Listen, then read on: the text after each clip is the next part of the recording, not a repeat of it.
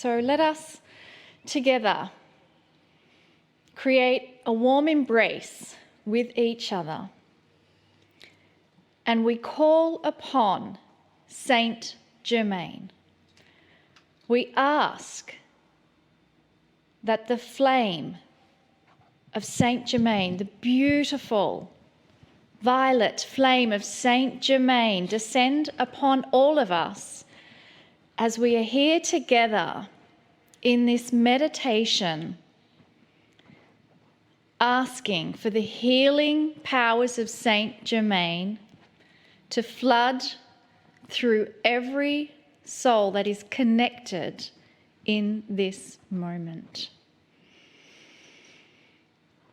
And we allow ourselves to receive. And I ask you to silently or aloud make the affirmation, I am willing to accept the pure healing love from Saint Germain. I'm willing to accept the pure healing love from Saint Germain. I am willing to accept the pure healing love from Saint Germain.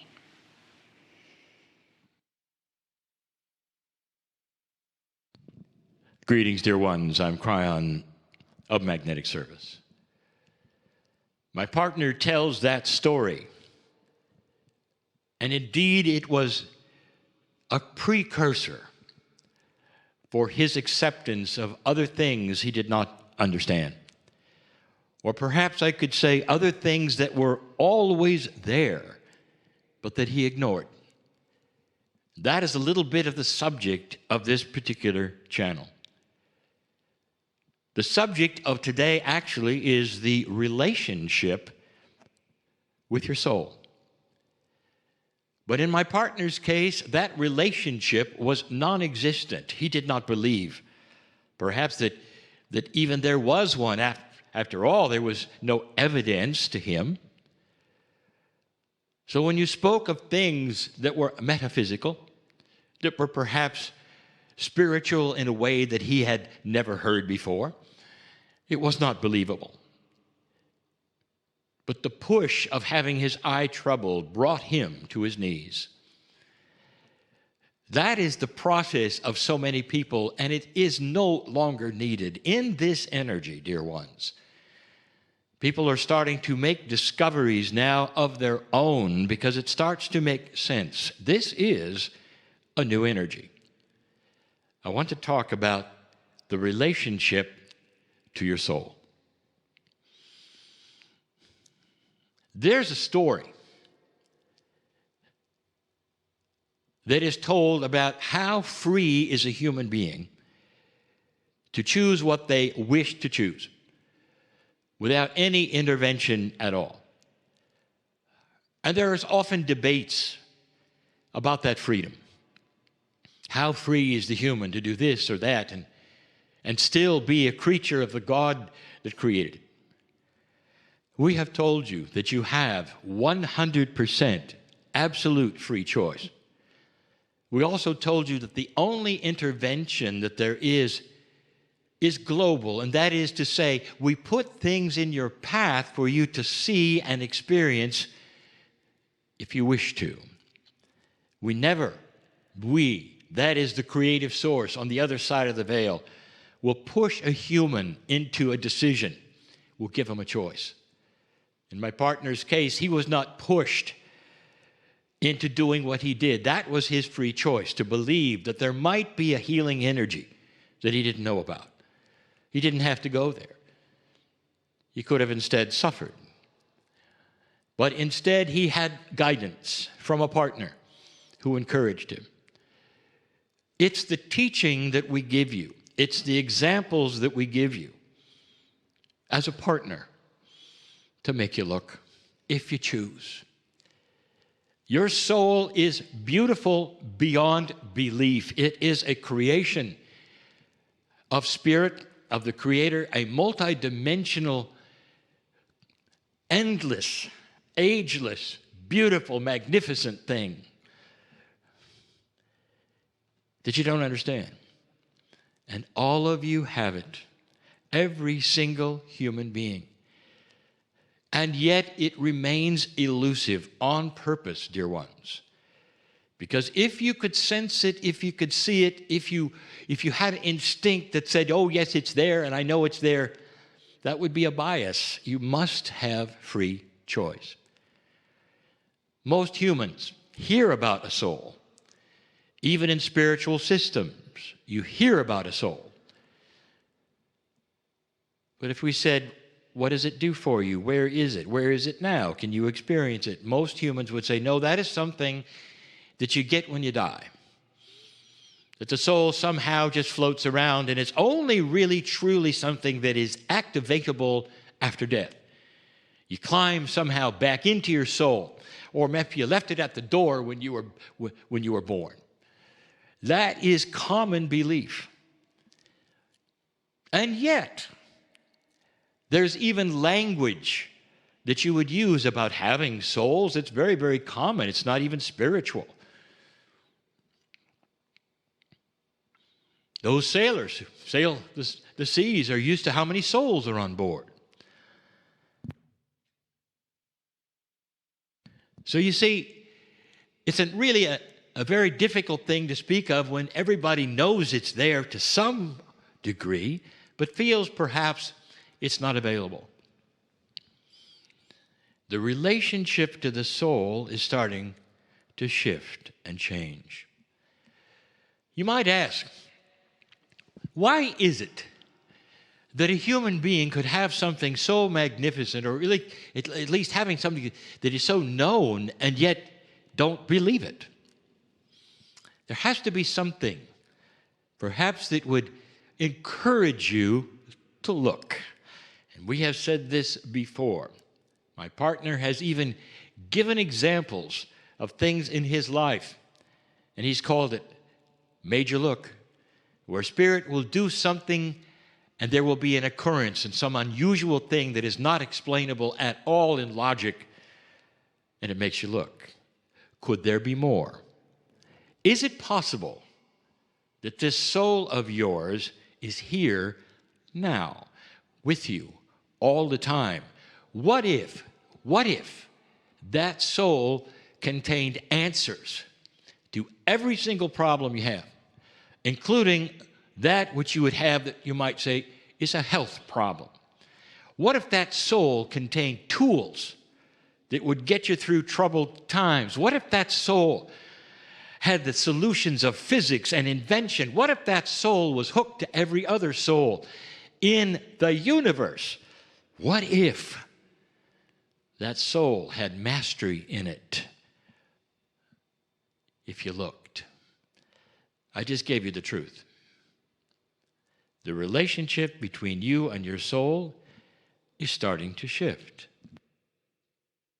It's so interesting how humans can see things or not, and how they perceive things based upon their training, based upon what people tell them. A man has a mole on his back. He can't reach it. There's no way he can reach it. He sees it in the mirror, and others tell him, well, yes, you have a mole on your back. And yet there would be those who might fit that description who will say, no, I don't. No, it's all a trick.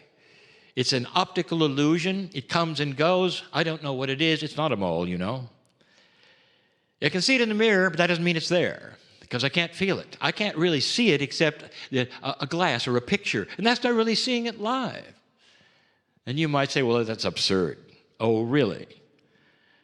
There are those, dear ones, who deny that there are germs because they cannot see them. It's a conspiracy, the whole germ thing.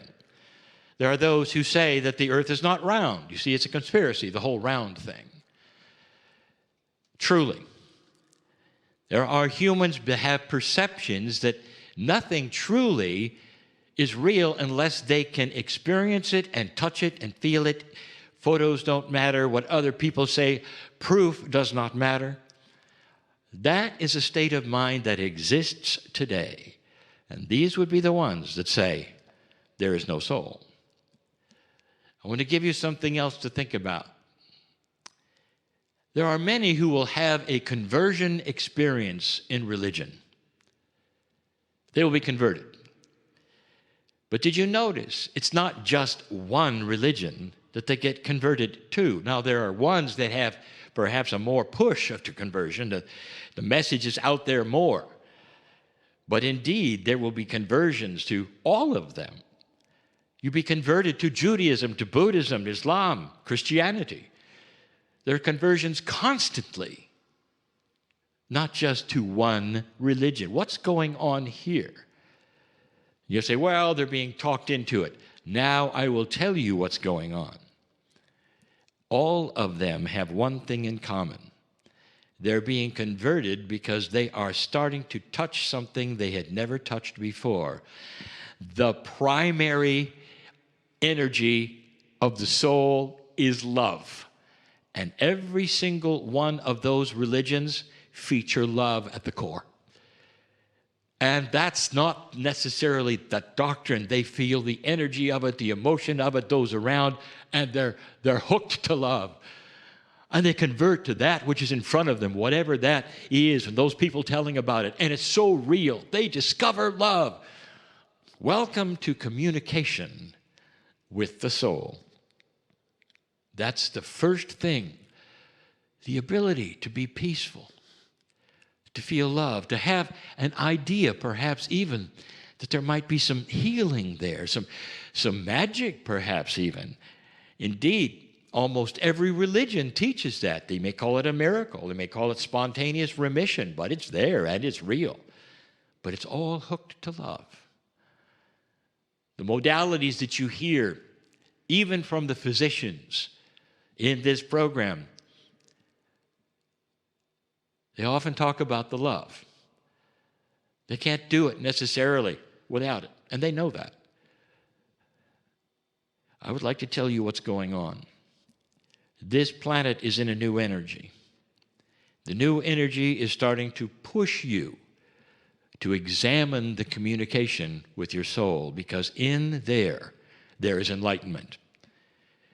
As you communicate with your soul and start to, number one, believe it. Number two, understand that it's more than just a thing.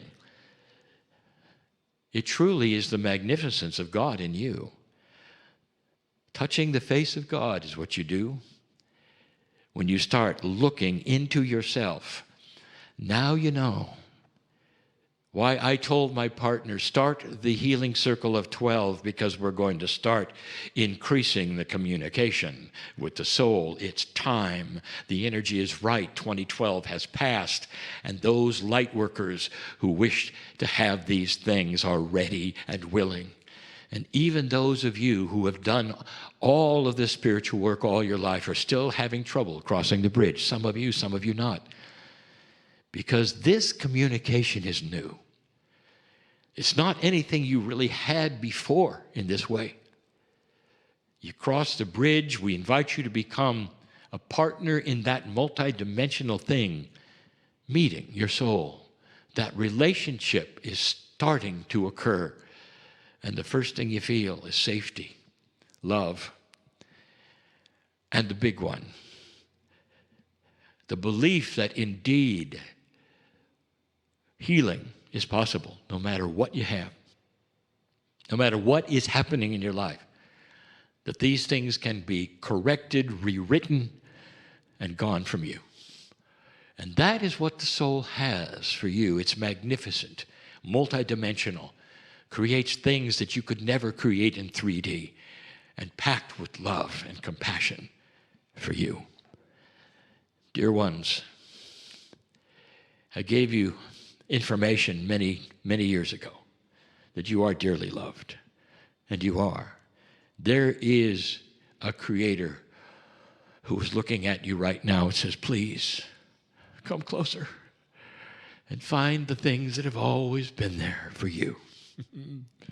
Oh, there'll be more. And so it is.